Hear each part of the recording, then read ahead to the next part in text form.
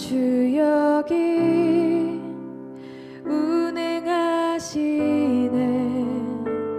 나 경배해, 주 경배해. 주 여기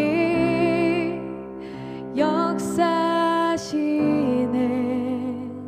나 경배해, 주 경배해. 하나님 아버지, 우리 시간과 지혜와 계시옵소서. 서로 좁은 그 길 끝에서 우리를 바라보시고 우리를 향하여 말씀하시는 주의 그 음성을 들을 수 있게 하여 주옵소서. 예수님의 이름으로 기도드리옵나이다.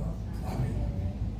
창세기 15장에 하나님께서 아직 자식이 없는 아브라함에게 나타나셔서 그를 밖으로 이끌어내십니다. 그리고 하늘에서 묵별들을 바라보게 하십니다.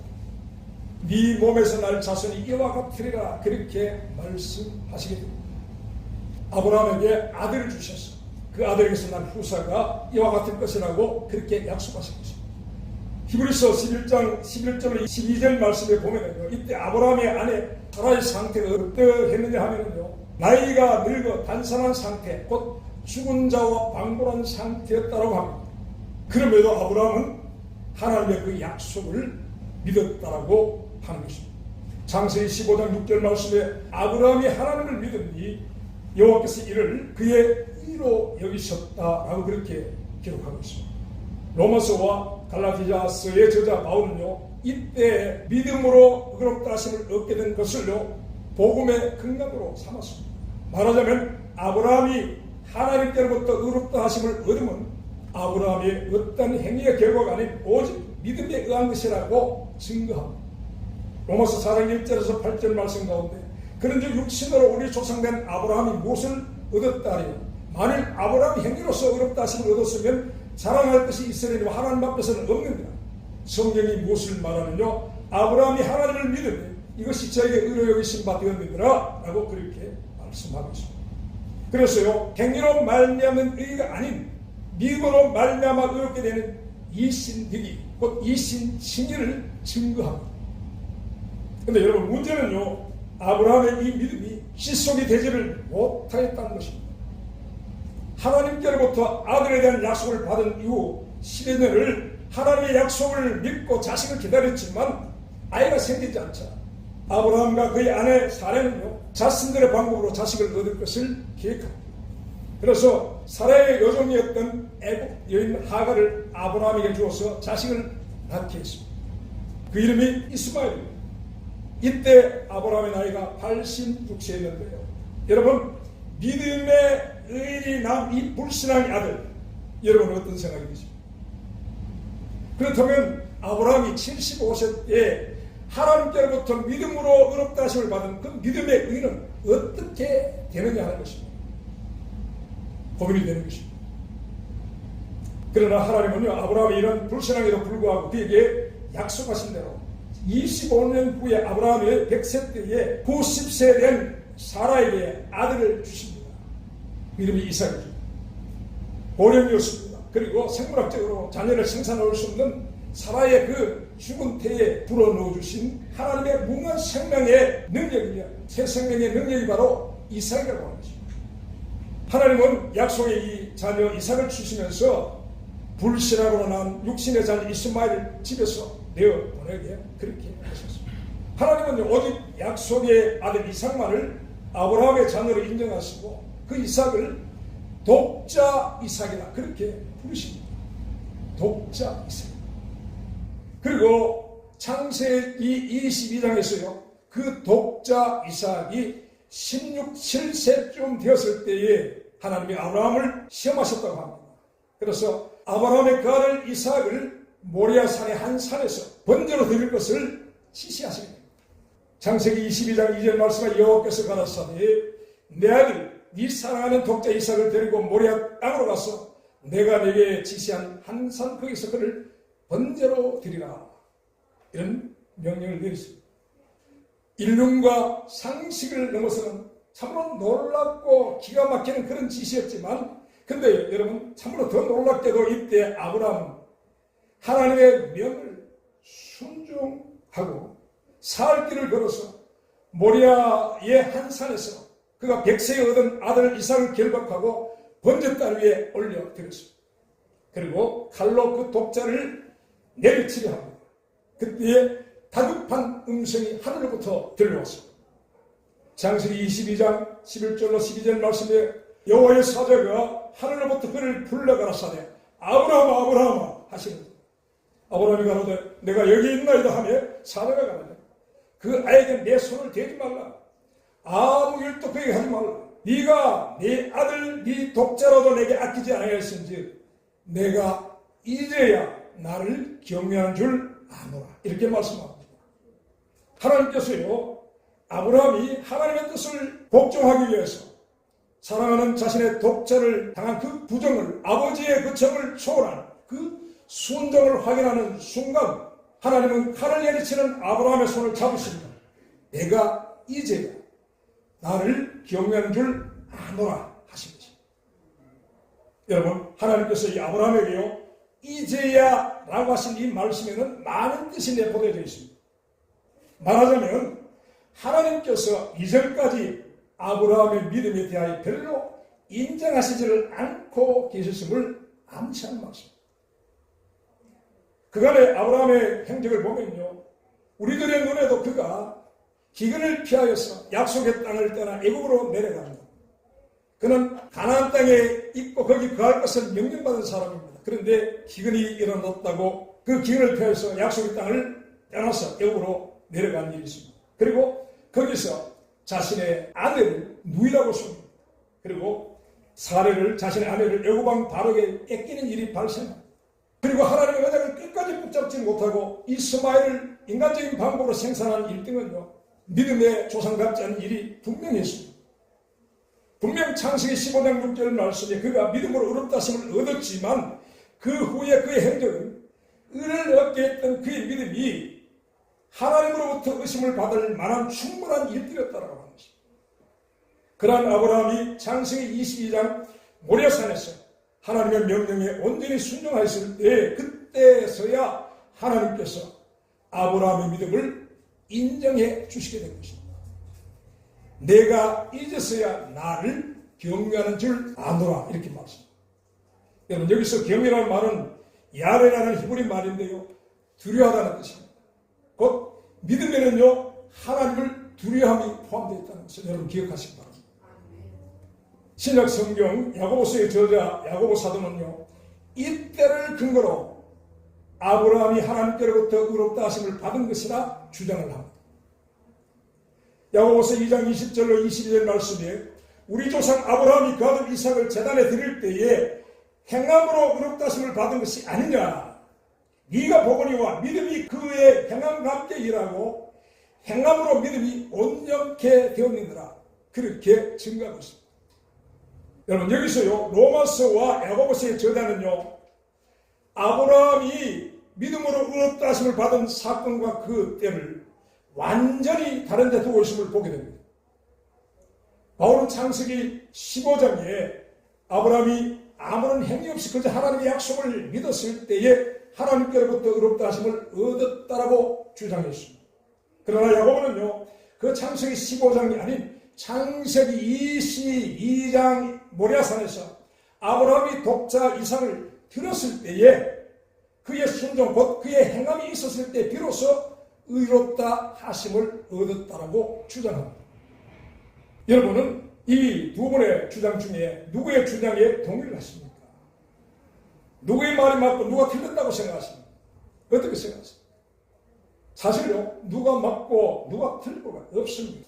둘 다 맞는 것입니다. 창세기 15장 6절을 주장하는 바울도 맞고 창세기 22장 12절을 주장하는 야고보도 맞는 것입니다. 그래서요 저와 여러분은요 그 때를 두고 논쟁을 할 수 있어도 만약 어느 한쪽이 틀렸다고 한다면 그것은 틀렸다고 하는 그 사람이 틀린 것입니다. 혹 야고보가 틀렸다고 한다면요 창세기 22장의 말씀을 부인하게 되는 것이고 또 바울이 틀렸다고 한다면 창세기 15장의 말씀을 부인하게 되는 심각한 결과를 만들어내게 되는 것입니다. 그래서요 높아심에 말씀드리자면 야고보서를 지푸라기 서신이라고 한 종교개혁자 루터의 말만 생각하고 이 야고보서를 경시하고 있는 사람이 있다면요, 그 사람은 지금 자신의 믿음에 스스로 심각한 손상을 끼치고 있는 위험한 결과를 만들어낼 것임을 기억해야 합니다. 그렇다면 여러분, 우리는 이렇게 너무나 다르게 보이는 이 두 사도의 주장을 어떻게 해석하고 조화를 시켜야만 저와 여러분의 믿음에 바르게 적용시킬 수가 있느냐 하는 것입니다. 이럴 때 제가 쓰는 방법이 있습니다. 저는 이런 두 주장의 말씀을 겹쳐보게 됩니다. 곧 창세기 15장에 아브라함이 하나님을 믿을 때 의롭다 하심을 얻었다는 그 말씀 위에 창세기 22장 내가 이제야 나를 경외하는 줄 아노라고 하신 그 말씀을 겹쳐서 보면요, 여러분 거기에서 보여지는 진리가 있습니다.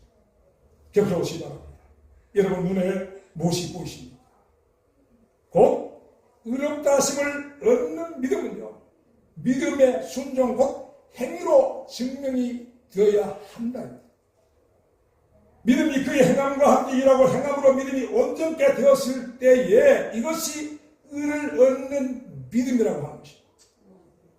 믿음이 행함과 일하고 그 행함으로 믿음이 온전케 될 때 하나님께서 내가 이제야 나를 경외하는 줄 아노라고 하신다는 것입니다.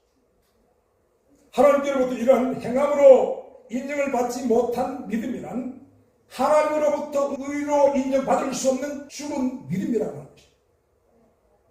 야고보서 2장 14절 말씀이야. 내 형제들아, 만일 사람이 믿음이 있노라 하고 행함이 없으면 무슨 이익이 있어요? 그 믿음이 능히 자기를 구원하겠느냐? 17절 말씀에 이와 같이 행함이 없는 믿음은 그 자체가 죽은 것이니라 이렇게 말합니다.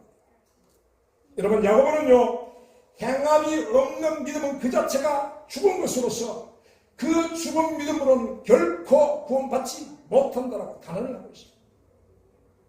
하지만 어떻습니까? 만약 이 야고보의 이런 주장은요, 야고보가 이 시대에 와서 이러한 주장을 한다면 어떤 반응을 일으키게 될 것일까요? 야고보의 이런 주장은요, 이 시대의 기독교인들에게 결코 환영받지 못하게 될 것입니다. 아마 그가 이 시대에 그와 같은 말씀을 전하고 다녔다는, 아마 이 성경의 저자는요, 율법주의자나 행위 굳는 자로 몰려서 돌팔매질을 당하고 매장을 당하게 했을 것입니다. 그것이 분명합니다. 물론 저와 여러분이요, 모리아산의 믿음의 조상 아브라함 같은 행함의 시험을 감당할 수 없습니다. 저와 여러분은 그렇게 감당할 수 있는 그런 사람들이 아닙니다.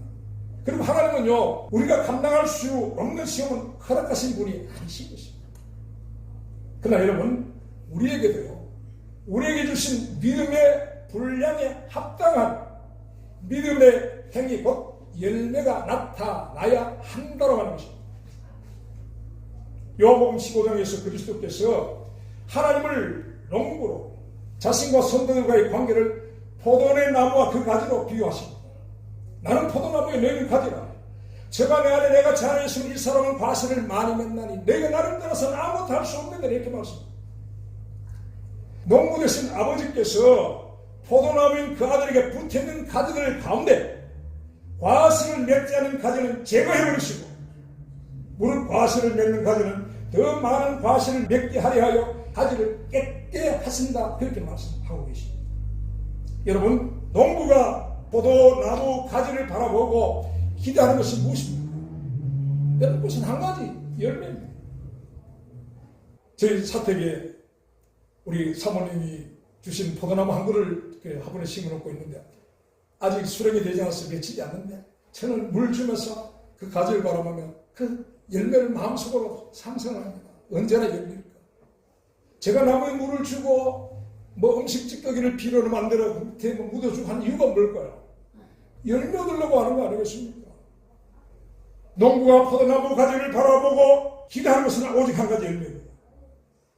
아무리 튼튼한 가지요 무성한 잎을 가지고 있을지라도 여러분, 이것은요 좋은 열매를 맺는 조건이지 그 본질이 아닌 것입니다.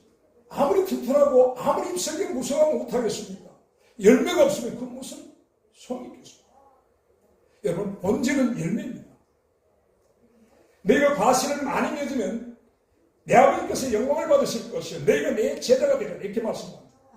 여러분 여기서 그리스도께서도요 자신의 제자됨의 증거를 열매라고 말씀합니다. 그리고 농부가 되신 하나님이 포도나무까지 행하시는 심판의 기준도 열매입니다. 그래서 이러한 열매 맺지 않는 가지를 잘라서 밖에 버려져 말라지게 하시고 그리고 사람들이 이 많은 가지를 모아다가 불에 던져 사르도록 하시겠다라고 하신 것입니다. 여러분 이 열매가 무엇입니까? 이 열매는 바로 그리스도를 믿는 믿음의 증거 곧 행위를 말씀하시는 것입니다. 이 요한복음 15장이 성자께서 하신 포도의 말씀이라면요 구약 성경 이사야 5장에도 성부 하나님의 포도의 노래가 있습니다. 거기서 하나님은요 당신의 사랑하는 자를 위하여 기름진 산에 포도를 만드셨다라고 합니다. 이사야 5장 1절에서 2절 말씀에 내가 나의 사랑하는 자를 위하여 노래하되 나의 사랑하는 자의 포도를 노래하리라.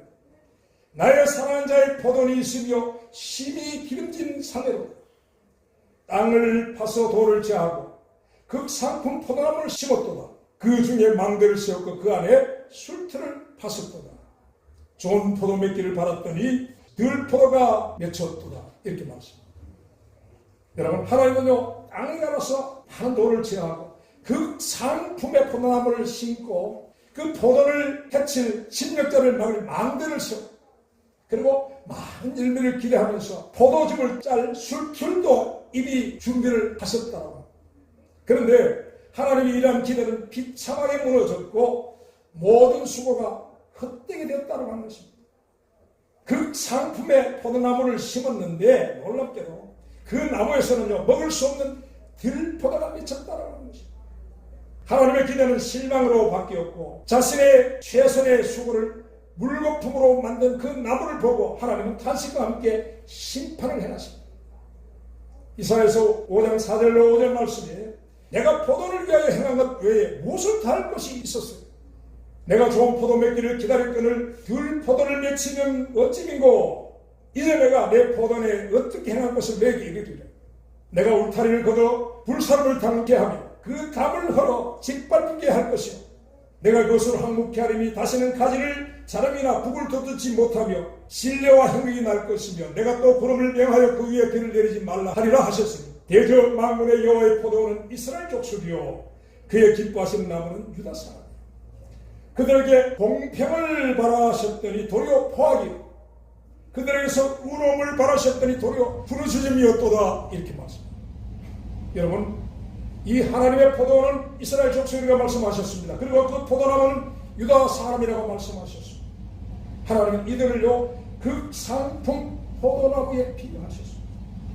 하나님은 이러한 극상품 나무로 채워진 당신의 포도원에 공평과 의로움의 열매를 가득하기를 바라셨다라고 하시는 것입니다. 그러나 하나님의 그 기대와는 완전히 다르게 그 포도원에는 포악 불의 열매로 가득 찼다라고 합니다.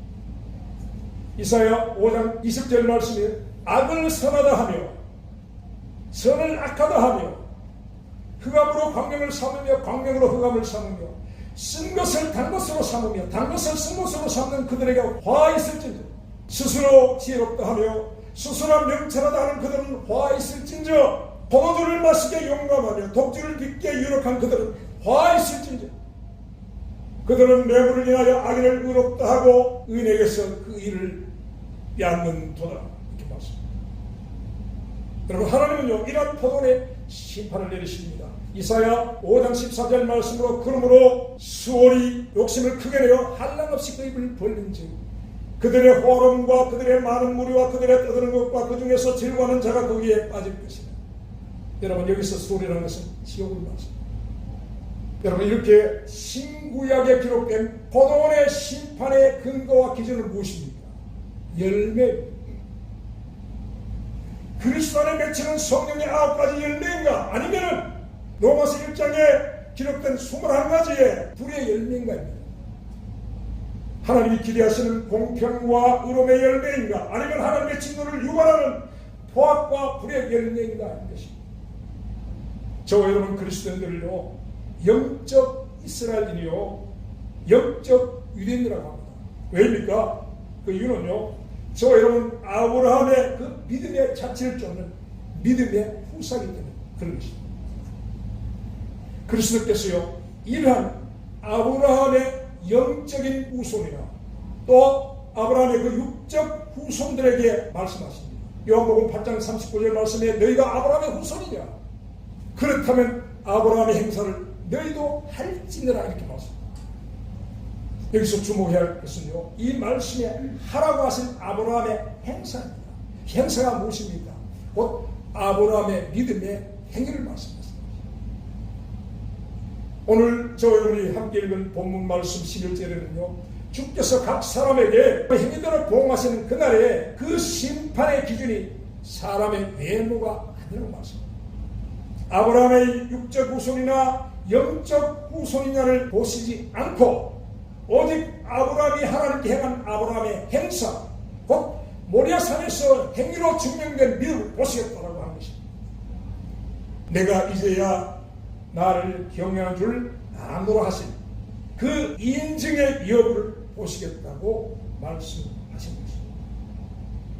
여러분, 우리 모두 인생에 능숙하고 두려운 그날을 맞이하게 될 것입니다. 그날 그분 앞에 서게 될 것입니다. 그날에요, 율법 아래 있던 자이든지 율법이 없던 이방이든지 복음 안에 있는 그리스도인이든지 공평과 의로움을 받으시고 포도원에 심어주시는 하나님의 뜻을 저버리고 보합과 불의의 죄악의 열매를 맺은 자들을 주님이 심판하시겠다라고 말씀합니다. 포도나무에 붙어 그 나무의 진액을 빨아먹으면서 포도원 주인을 위한 아무런 열매를 맺지 않고 오직 자기의 배만 불리는 그 가지를 찍어 주님이 불에 던져 살리시겠다라고 하신 것입니다.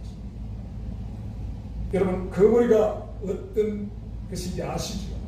그 머리, 진드기, 모기, 빈내, 여러분 이 공통점이 여러분 무엇입니까? 이것들은요, 짐승이나 사람의 몸에 붙어 진액을 빠는 흡혈주입니다. 이것들을 좋아하는 사람은 없습니다.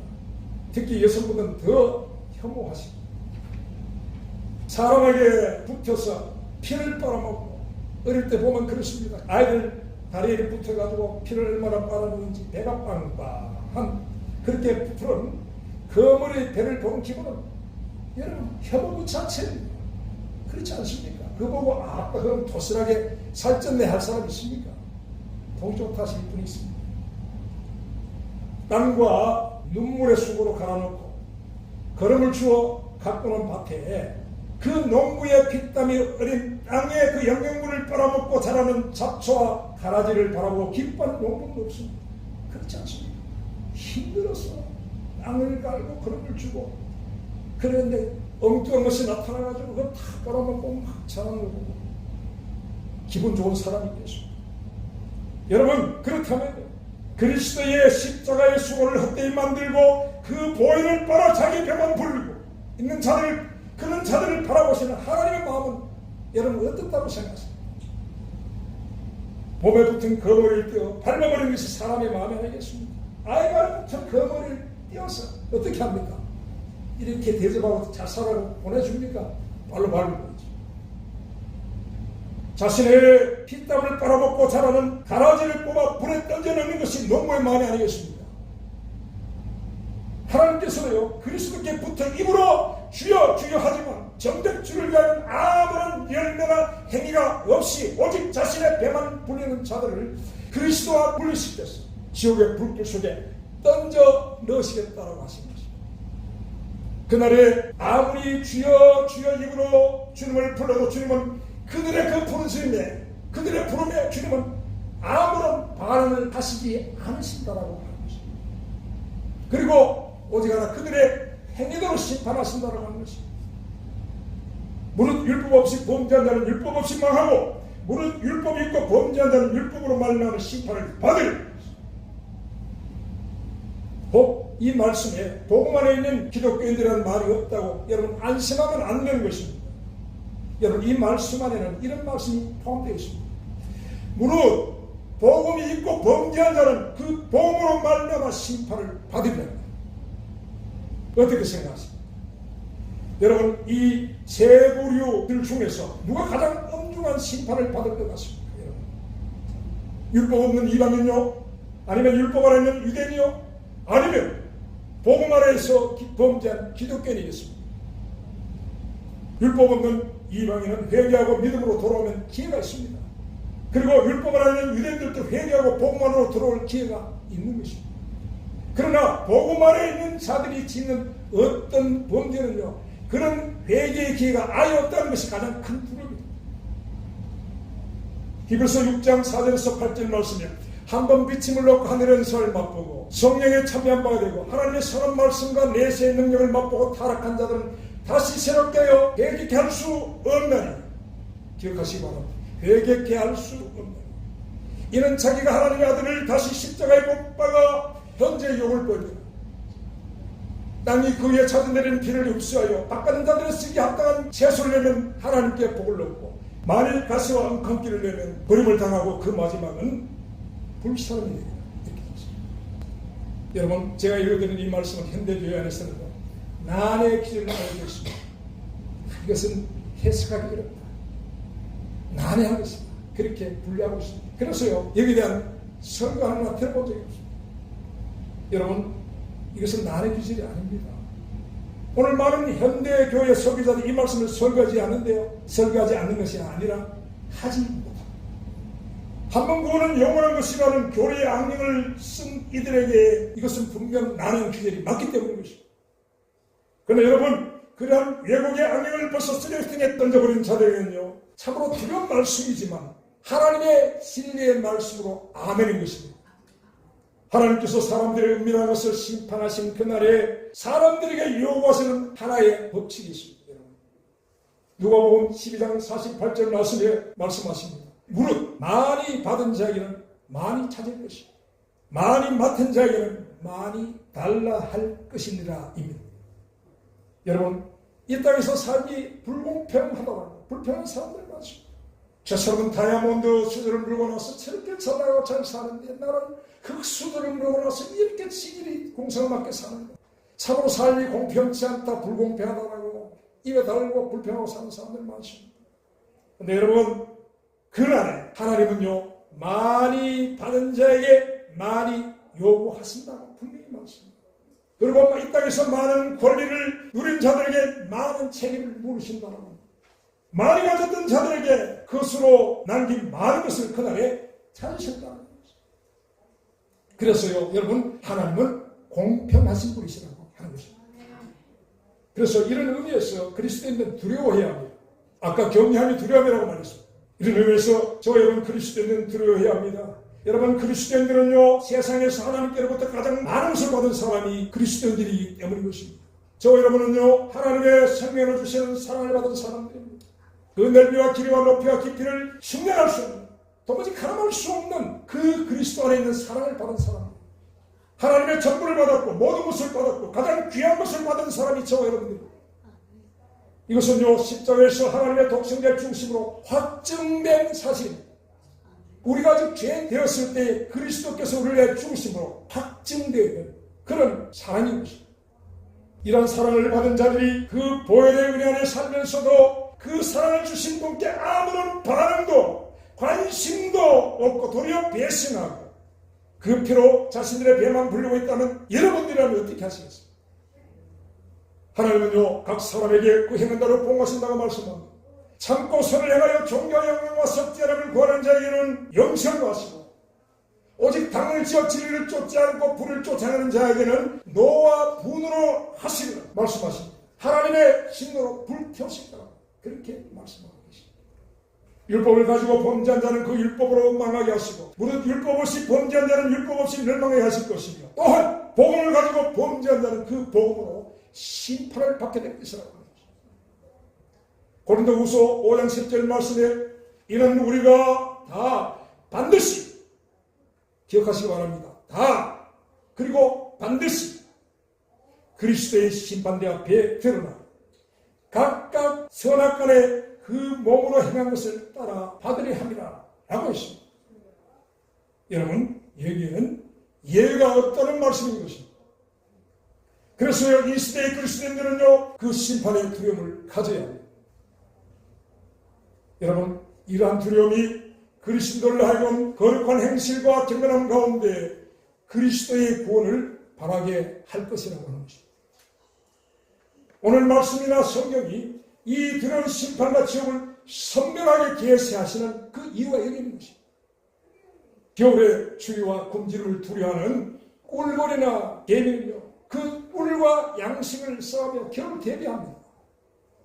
그리고요, 지옥의 불빛을 두려워하는 성도는요, 새하늘과 새 땅을 바라며 그리스도의 옷자락을 더욱 힘있게 붙잡게 된다고 하는 것입니다.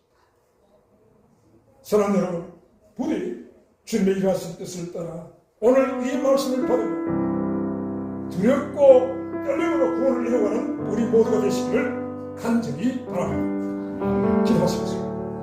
하나님 아버지, 지와 계시으로 우리를 인도하여 주옵소서.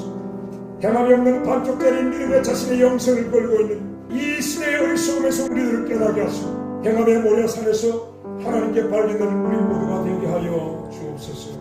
예수 이름으로 기도드렸나이다. 아멘.